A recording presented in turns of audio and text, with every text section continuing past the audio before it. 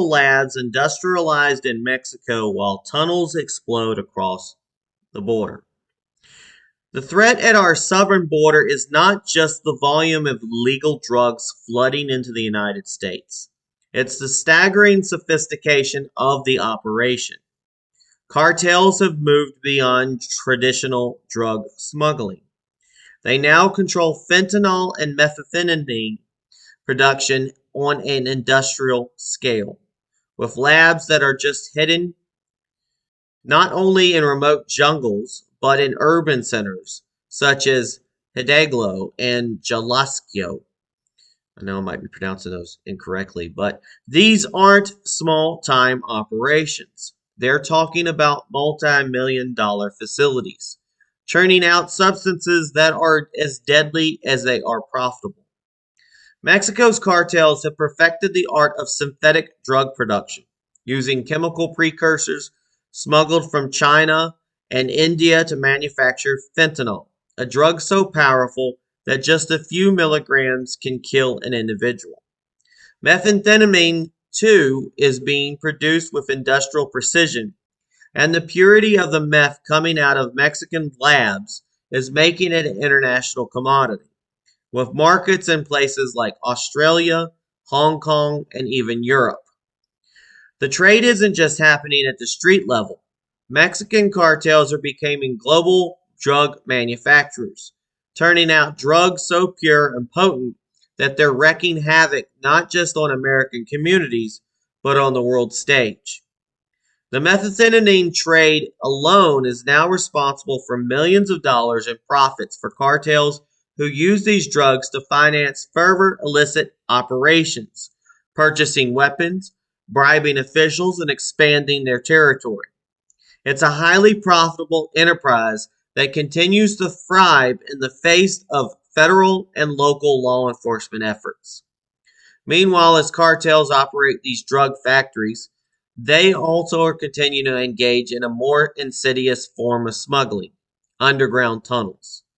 These tunnels stretching from Mexico to the United States have become one of the primary methods of transporting drugs, weapons, and people into America.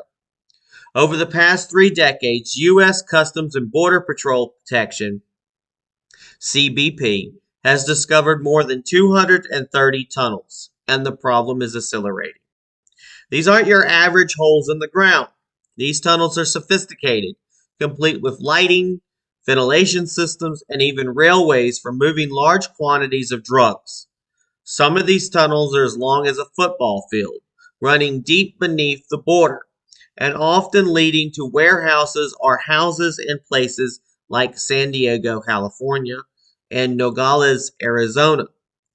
The carts and drones used to carry drugs through the tunnels make it incredibly difficult for border agents to keep up with the flow of illegal substances. The reality is the cartels are always one step ahead. While U.S. agencies have spent decades working to combat the flow of narcotics and stop the building of these tunnels, they have consistently been outgunned and outmanned. This is why the DHS's illicit cross-border tunnel defense act is so important.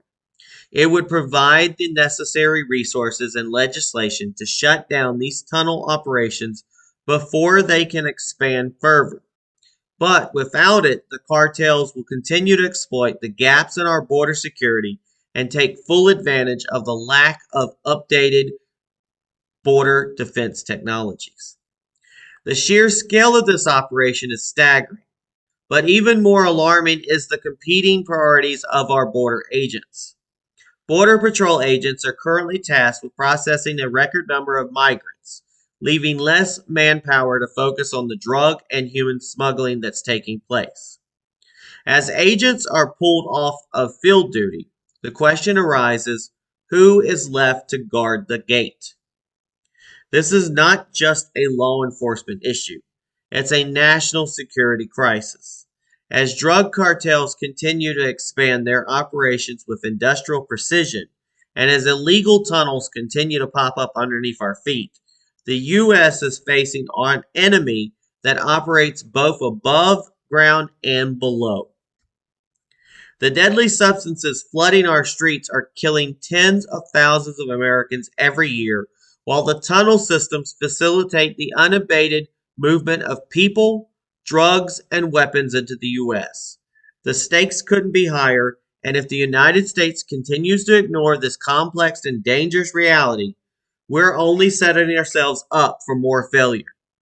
We must stop pretending that the border crisis is simply a matter of immigration.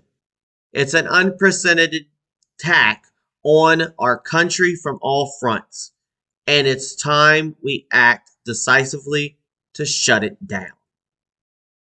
If you'd like to learn more about this, you can go to the article, Is Mexico a Partner or a Threat to America, on GoRightNews.com. Remember, we fight because it's time to go right. Time to go right.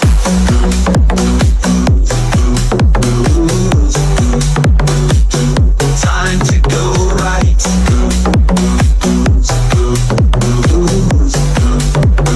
Time to go right. Hi folks, this is Peter Boykin from #GoRight. Let me break some things down.